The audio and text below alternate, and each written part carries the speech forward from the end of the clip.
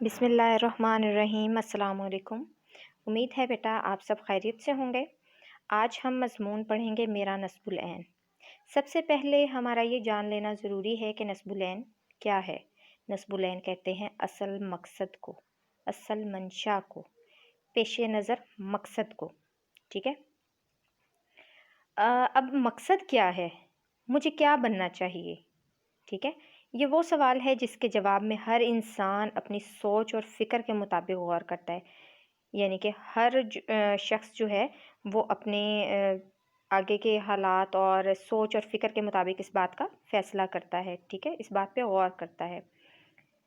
बेटा कहा जाता है कि किसी शख्स की कामयाबी के सफ़र में जुस्तजू और जद्दोजहद के साथ जो अहम अंसर कामयाबी के लिए ज़रूरी होता है वो वाज़े नस्बुल ऐन होता है, यानी कि वाज़े मकसद होता है, असल मकसद होता है।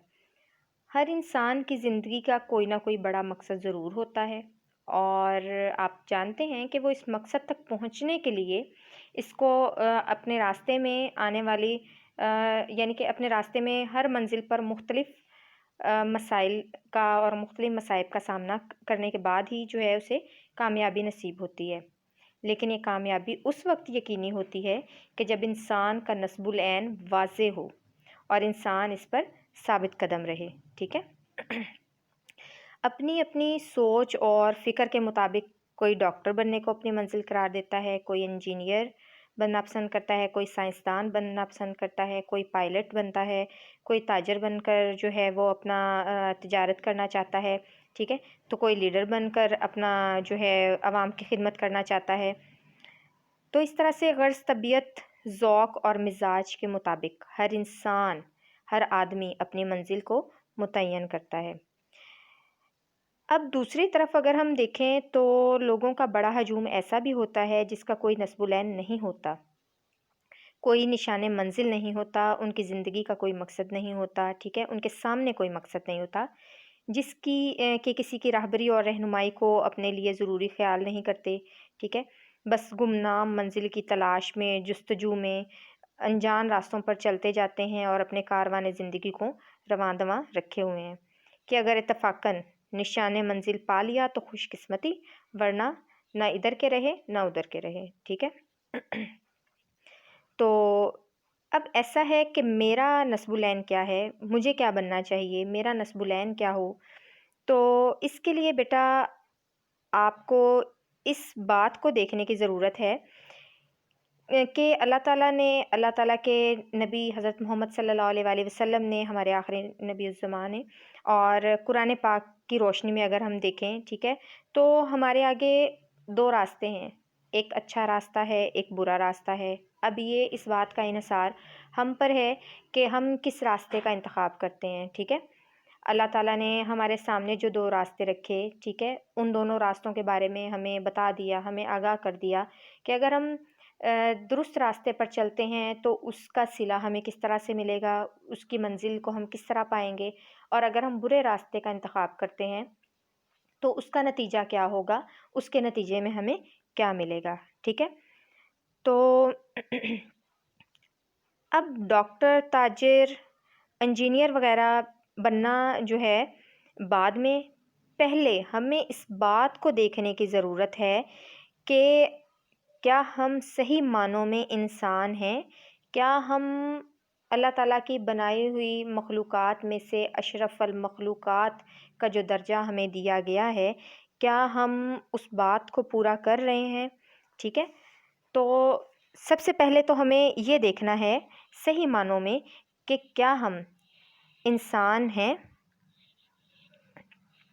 अब देखा जाए तो हमारा नस्बुल ऐन इब्तदा से इंतहा तक ये होना चाहिए कि इस ज़मीन पर हर वो काम करना चाहिए जिससे हमारा रब भी हमें अपना बंदा कहे। ठीक है, और हमें हर उस काम से बचने की कोशिश करनी चाहिए जो कि अल्लाह ताला की नाराज़गी का बाइस हो। ठीक है, हमें अदल व इंसाफ से काम लेना चाहिए, हदूद अल्लाह की पासदारी का झंडा लहराना चाहिए। ठीक है, माशरे में रहने वाले अफराद और माशरती ज़िंदगी में जो है दूसरों की नफ़ा रसानी करनी चाहिए।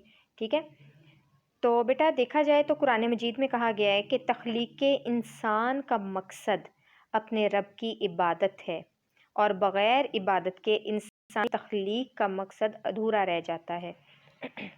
یعنی کہ اللہ تعالیٰ نے ہمیں اس دنیا میں پیدا کیا ہے، ٹھیک ہے، بنایا ہے، تو اس دنیا میں بھیجنے کا مقصد بھی ہے۔ مقصد کیا ہے کہ اللہ تعالیٰ نے اور اللہ کے نبی نے ہمیں جو باتیں بتائیں، ٹھیک ہے، ہم ان باتوں کو پورا کر رہے ہیں یا نہیں کر رہے، ٹھیک ہے۔ اپنے عبادت کے لیے اللہ تعالیٰ نے ہمیں جو ہے بھیجا، تو کیا ہم اس کی عبادت کر رہے ہیں، ٹھیک ہے۔ تو اگر ہم عبادت نہیں کریں تو ہماری جو تخلیق کا مقصد ہے وہ ادھورا رہ جاتا ہے، ٹھیک ہے۔ تو اگر دوسرے دیکھا جائے تو ہمیں ہر وہ کام کرنا چاہیے جو انسانیت کے خدمت پر مبنی ہو، ٹھیک ہے۔ اس میں انسانی اقدار کی اہمیت آ جاتی ہے، اخلاقی قدروں کی تربیت آ جاتی ہے، ٹھیک ہے، درد انسانیت آ جاتا ہے، اور ہمدردی آ جاتی ہے، غمخواری آ جاتی ہے، مجبوروں کے ساتھ بھلائی آ جاتی ہے، ٹھیک ہے۔ لیکن اگر ہم دیکھیں تو آج کا جو انسان ہے وہ ان ساری چیزوں سے کہیں دور ہے۔ وہ صرف اپنے فائدے کے بارے میں، اپنے منافع کے بارے میں سوچتا ہے، جبکہ دوسروں کے جو ہے زندگی پر اس سے کوئی بھی اثرات پڑ رہے ہیں، اس سے ان چیزوں سے کوئی بھی فرق نہیں پڑتا، ٹھیک ہے۔ اور جو سب سے اہم چیز ہے اس میں وہ ہے انسانی خدمت۔ اگر ہم کسی کی خدمت کریں گے، ٹھیک ہے، انسانیت کی خدمت کریں گے تو انشاءاللہ اس کا صلہ بھی ہمیں بہت اچھا ملے گا، ٹھیک ہے۔ تو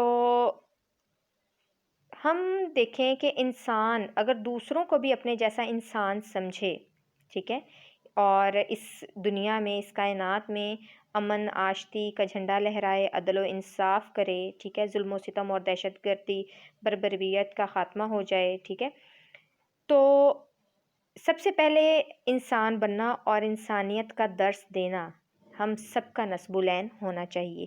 جو بات ہم نے پہلے پڑھی کہ صحیح معنوں میں انسان ہونا ضروری ہے۔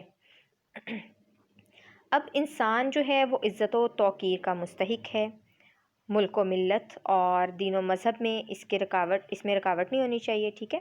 رنگ و نسل، برادری اور قومیت کی تفریق سے انسانیت کی تذلیل نہیں ہونی چاہیے۔ پھر انسان بننے کے بعد دوسروں کو انسانیت کا درس دینا اور جو ہے یہ ہمارا نصب العین ہونا چاہیے، ٹھیک ہے۔ یعنی کہ اگر ہم کسی کو عزت دیں گے تو ہی ہمیں عزت ملے گی، ٹھیک ہے۔ ہماری زندگی کے جو مقاصد ہیں وہ نیک ہونے چاہیے۔ جب ہماری زندگی کے مقاصد نیک ہوں گے تو ہر چیز ہماری زندگی میں، ہر مشکل جو ہے وہ آسان ہوتی جائے گی۔ تو بیٹا ہمارا یہ نصف مضمون ہو گیا ہے۔ آپ نے اس مضمون کو مختلف حوالہ جات کے ساتھ اچھے طریقے سے یاد کرنا ہے۔ والسلام۔